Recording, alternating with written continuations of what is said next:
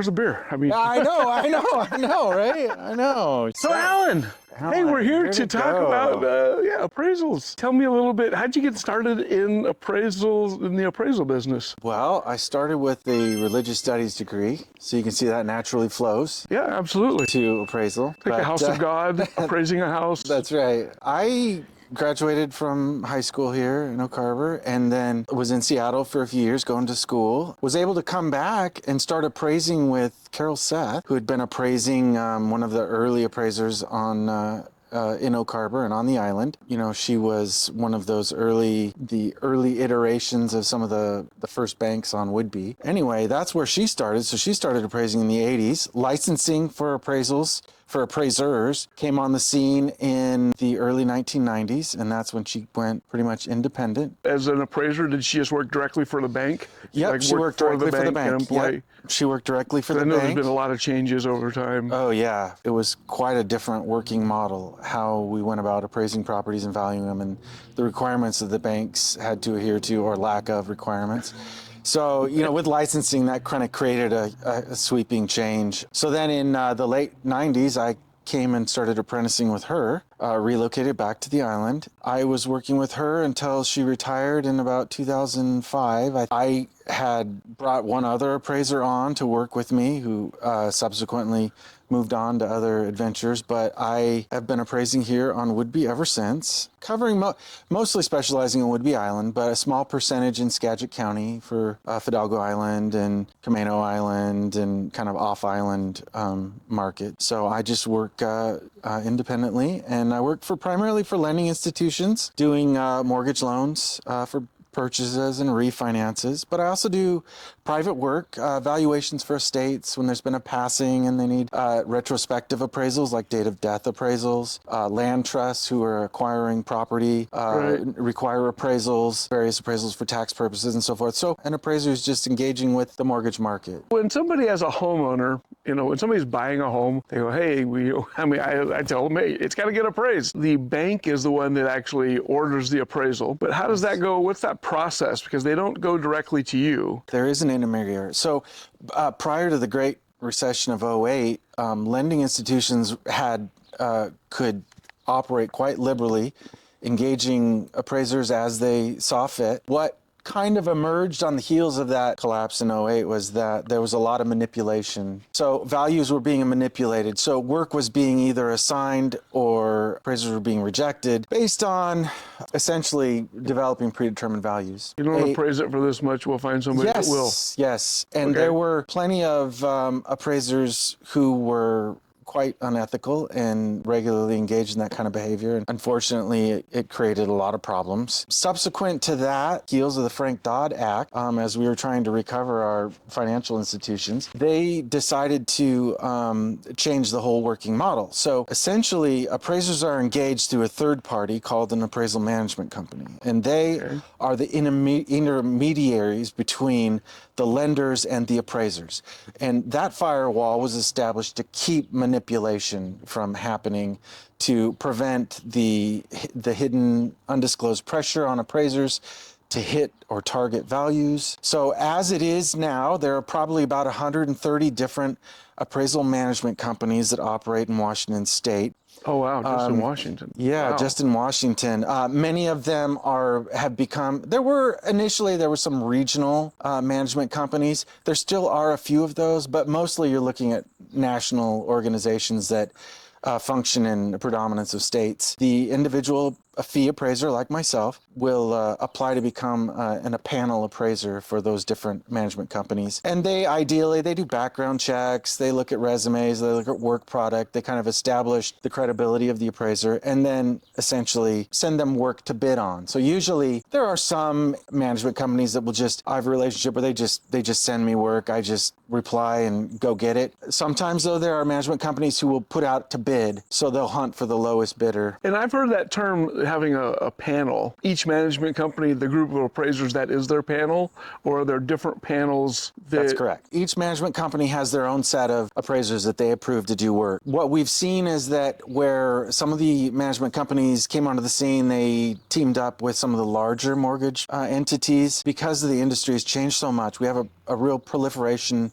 of a kind of a broker model. So we have a lot of independent mortgage companies that are writing loans. So those AMCs represent a lot of different mortgage companies.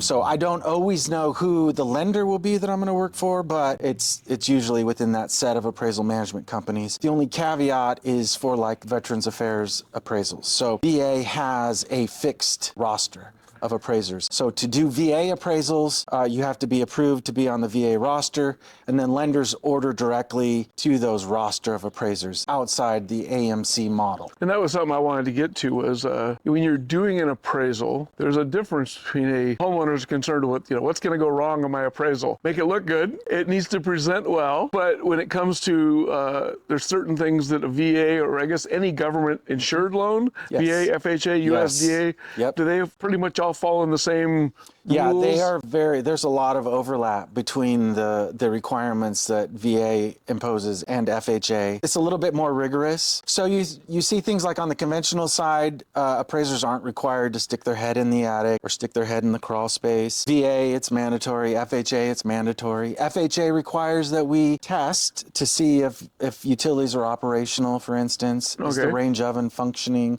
Is the heating functioning? The lights function? So they go a little bit above and beyond what the traditional conventional market requires. So there's a little bit more work there for the appraiser, but they also have some they have some unique stipulations, or they have a scope of work that they require appraisers to adhere to that's a little bit more rigorous than, say, just traditional conventional loans that you get. I've seen come up is that I've not seen on conventional is GFCIs, Oh, yeah. Okay. bare wood. Yes, bare wood is a big one. They don't Outside want of the that on the house, outside of the house. Bare wood, rotten wood and decks and stuff. Yeah, yeah. That kind of goes with the bare wood thing, I would imagine. Pretty intuitive. Most of the requirements that I make appraisals subject to within the FHA and VA circles it's just that. Bare wood on fascia, maybe some rotting boards on the deck, those sorts of things. Really intuitive. So, and then stuff that's like anyone's going to recognize as a problem. Is the floor mushy around the toilet? Has there been a previous leak? Is there mushiness under the vanity in the bathroom because there's a slow leak? Like things that you really are going to pretty transparently recognize. Loosely, that's kind of it. The conventional side, they're just a little bit more tolerant, kind of an as is. But even VA has moved over the last decade kind of more into that camp where they're willing to accept a property on the inside as long as it's structurally sound and everything's serviceable and working. There's bare wood or damaged floors or those kinds of things. They want us to just appraise it as is, because there was a history where there was an intimidation that came along with VA appraisers or VA appraisals, in which, there was this implied understanding that VA required a little bit more. You couldn't have a sub-average interior condition. Well, they've completely walked away from that.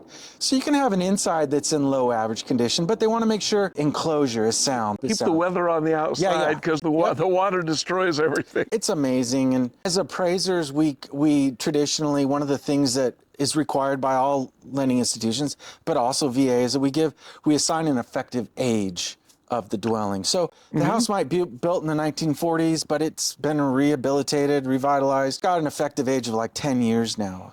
And they use that to base how much life is going to be there for that house. Is the house going to last longer than the 30-year mortgage is what they're really concerned about. We assign an effective age.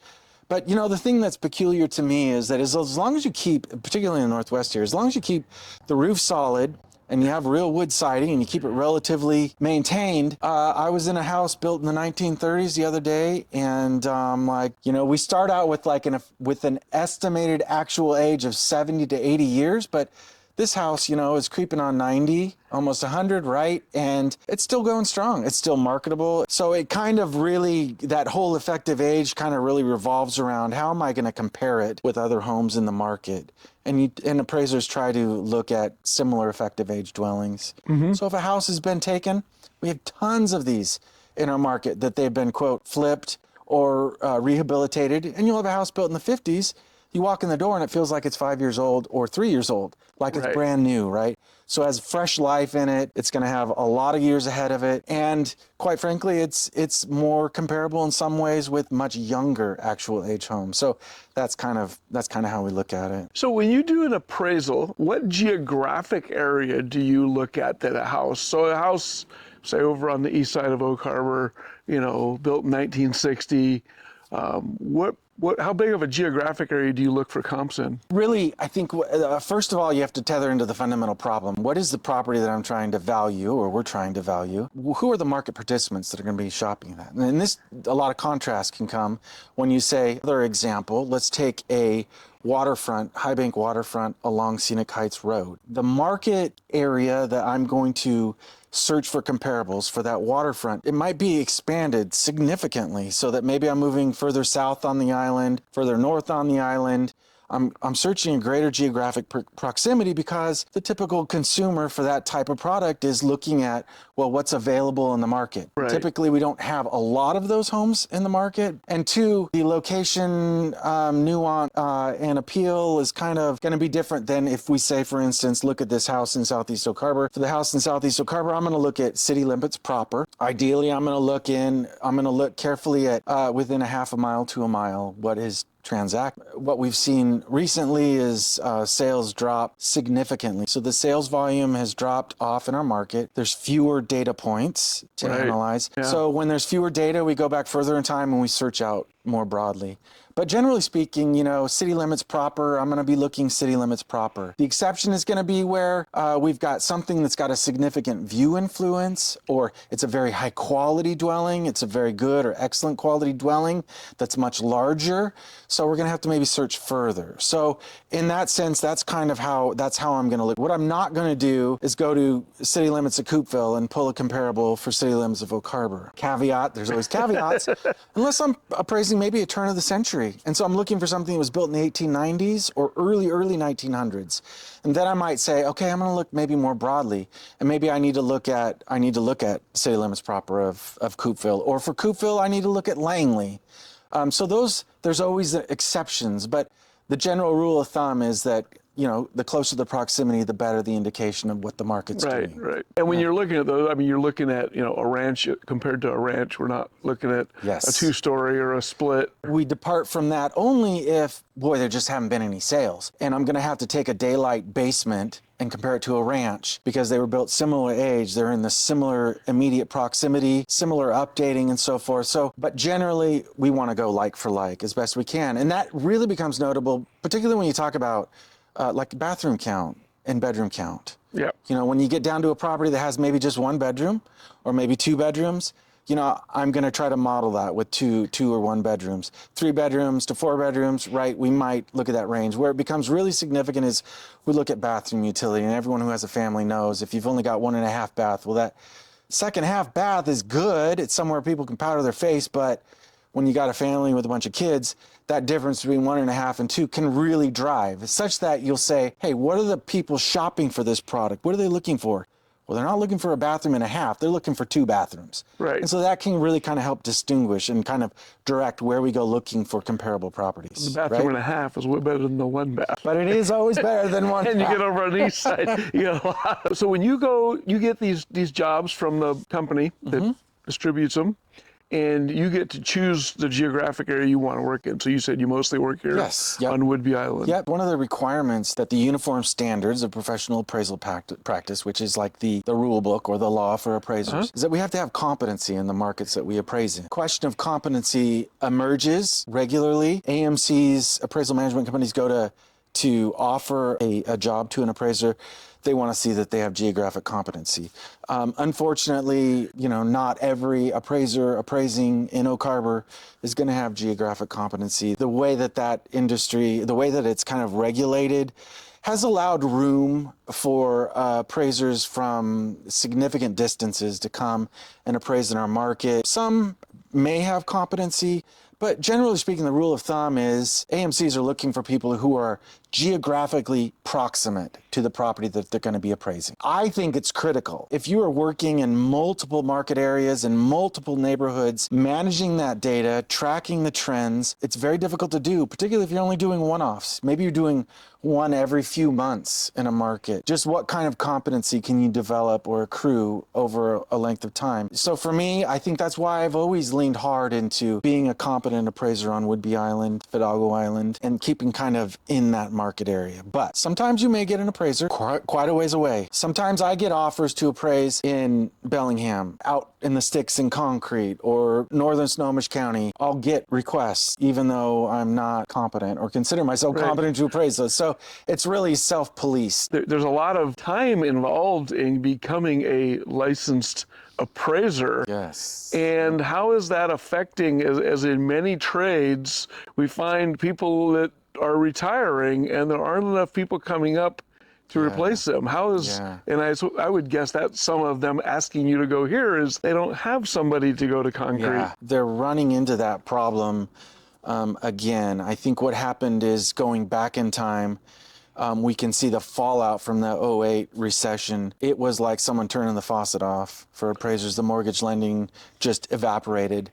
We had a lot of attrition in the industry. A lot of people who were considering retiring who said, whoa, this is it, final draw, I'm out. A lot of people that just couldn't accrue enough appraisal volume to make it a supportable vocation. So we lost a lot of people. We started to see probably in the 14, 15, 16, we saw kind of a movement where people were taking apprentices back on again, which brings me into the kind of requirements. So appraisers to be licensed or certified in Washington State have to meet a 2-year apprenticeship requirement. It's not just that it's 2 years, it's a certain number of hours of experience. Depending on the volume of the agency you're working for, you may or may not be able to do the apprenticeship in 2 years. It might take longer. There's a minimum core requirement of classes that are required with exams. There's a final state exam, and there's also an education requirement. Most recently, they've kind of rolled back the education requirement. It was a 4-year degree. They raced to the polls, to the extremes, where there was no education requirement. The recession '08 hit, and they said, oh my gosh, we need to get competent, qualified people in. Everyone has to have a bachelor's degree. So they kind of went that way. So that made it even harder to bring people in. Yeah. The third leg of that is that most of our appraisers are independent fee appraisers who work outside of the lending institutions. They work as independent fee appraisers. Some might work in small offices with a couple of appraisers. The predominance are one appraiser offices, like myself. And so what has happened is the burden was shifted from the lending institutions to police themselves to, hey, here's a certified state appraiser. They can manage themselves. They can handle that liability. And the banks completely withdrew. And so it left a bunch of appraisers really not equipped to train, to bring people up, people in, and the financial feasibility of bringing on a trainee, that for me became the number one resistance or kink point in the hose, because it costs a lot of money. There's a lot of time. There is an incredible lengthy amount of training. And then just managing all that is incredibly difficult. So it really kind of deterred a lot of small appraisers like myself from taking on trainees. The other thing is that once a trainee becomes licensed, maintaining a rapport and a model in which you can collaborate and not become each other's competition, that became a problem. And I think we see that in a lot. There's a lot of crossover in different industries where there's a similar scenario. So that makes it kind of difficult to kind of roll out a model that works. So the end of it is that we've seen a massive drop in the number of appraisers out there. Right now it's acceptable, because mortgage lending has been at such low volumes. But mark my words, when the tide turns, everyone's going to be screaming about how there aren't enough appraisers. Yeah. And we can all blame the banks for that. State appraiser association of some kind? They're not state backed, but there are, we have the Appraisal Institute.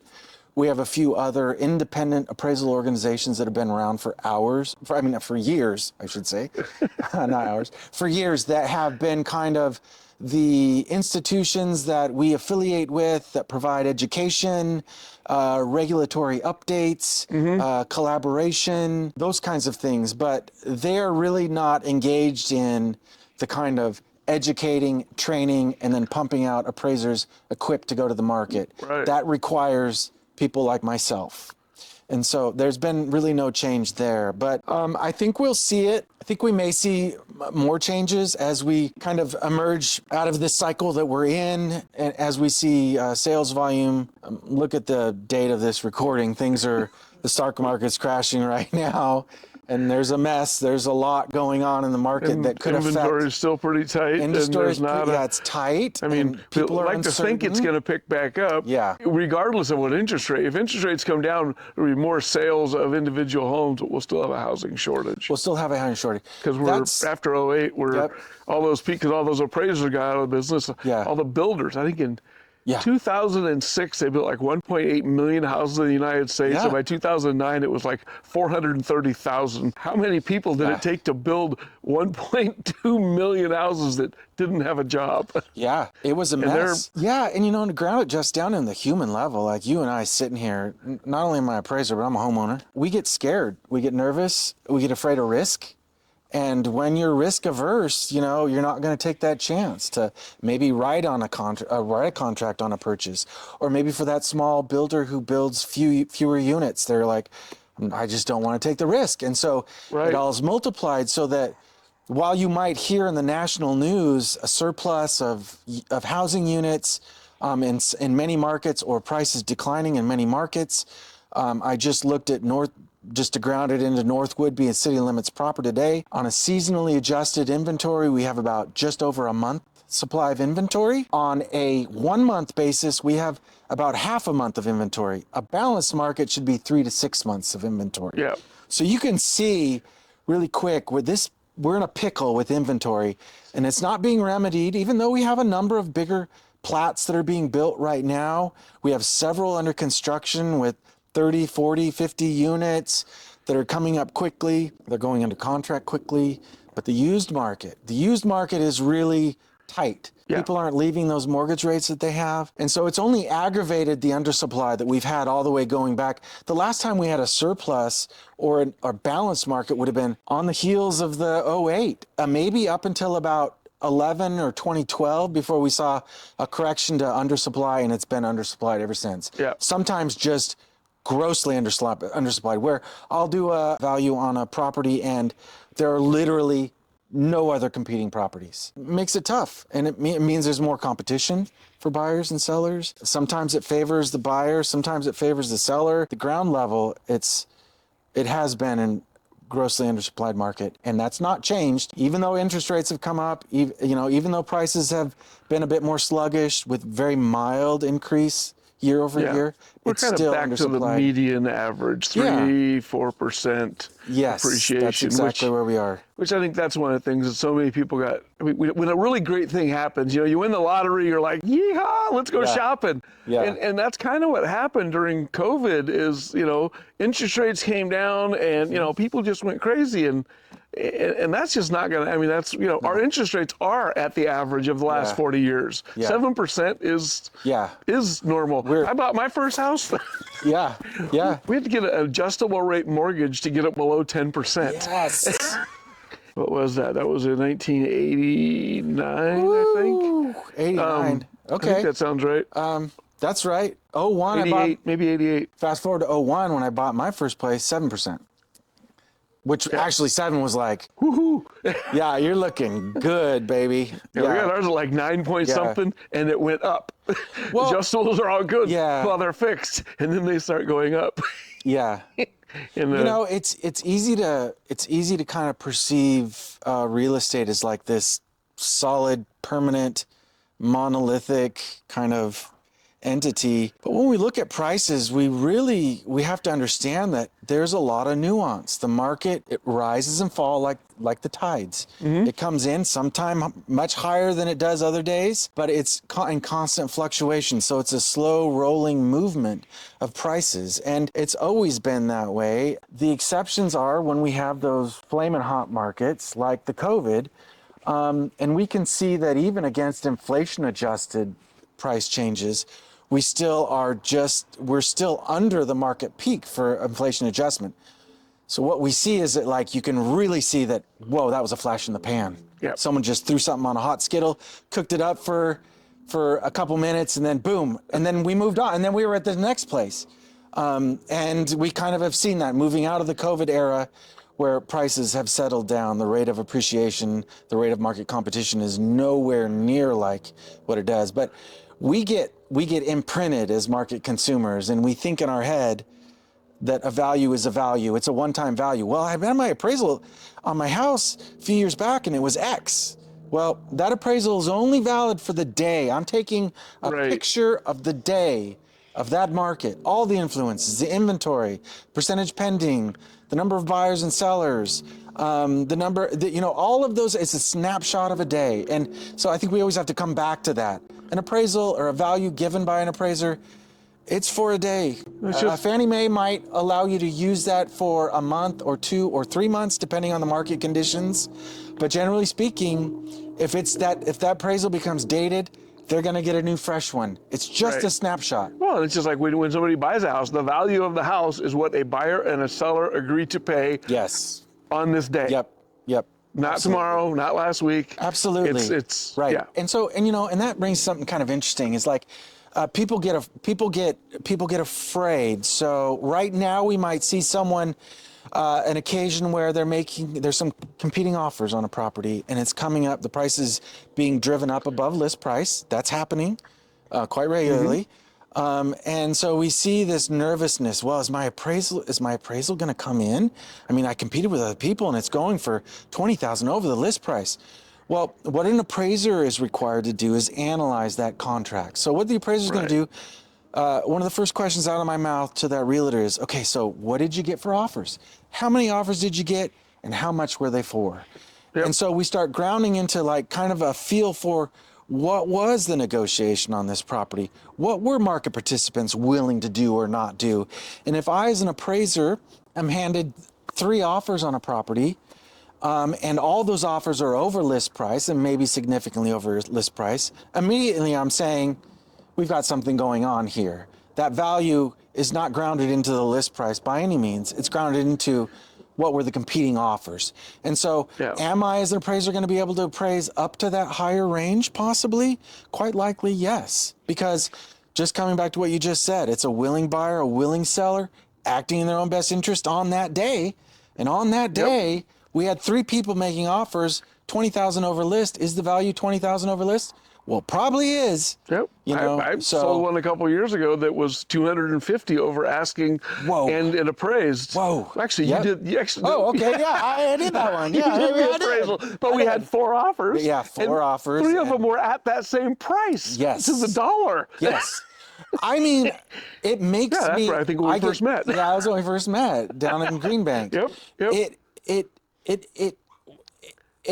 It reassures me, and it should the market participants, the agents writing and accepting those offers, because it's giving us a really good picture of what the market's doing today.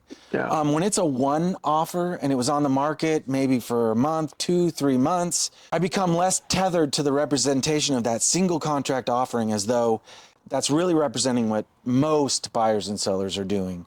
So the more offers we get, boy, the easier our job becomes, in my opinion. Yeah. Well, this has been fascinating. Yeah. Thank you very much. Anything, good chat. Anything you think of that a real estate agent would, I mean, you've talked about a lot of things that I think other agents would get a lot of information out of. Anything you could think of that well, I think that they may not be aware of? Yeah, I keep trying to reduce down my view. I keep trying to simplify my view when I talk about it. It's easy to get into the weeds because as an appraiser, we're doing something that, yeah, am I assigning a value? Yes. As a realtor, are you assigning value? Yes. But there's a little bit of there's a different scope of work. There's a different level of methodology. There's a different level of sophistication using statistical regression, advanced charting and Excel work, and looking mathematically at the problem in a way that I'm trying to show evidence and support and calculations that verify to a level that most agents, don't go to. So in order to be helpful, to look at how I perceive the big picture, if we think of it as a pie, and I'm going to talk just about North Whidbey for right now, for lack of a better, let's just talk about North Whidbey. So if you look at the pie of value, you can take a pie, the sales price of a property, let's say, is $400,000. Okay, that $400,000 pie, I am going to mathematically break up into a number of different, what we call independent variables, the variables that contribute to sales price. So we all got a feeling for what these are. How big is the house? So what's the square footage? How old is the house? How many years is it? How many bathrooms does it have? How many garages does it have? How big is the site, right? And then does it have a view? Does it not have a view, for instance? Is it single story, two story? Single story, split? style has a variable. So really, we can ground down into very high statistical confidence into about 6 to 8 variables of influence. So we can say with very high statistical confidence that I can map out this $400,000 sale based on square footage accounting for about 30% of value, condition accounting for about 10 to 20% of value, bathrooms counting for about 10, garages counting for about 10 to 15, and then the size of your lot can be anywhere from maybe 5 to about 9% of the sales price, for instance. A view influence of that pie might represent anywhere from about 6% to about 15%. Right? So just if you kind of can take that as a framework, then you can begin to say, okay, so now I'm going to look at property A, B, and C that I think are kind of like my house, and take that pie, drop that pie over the top, and then you can begin to kind of tease out.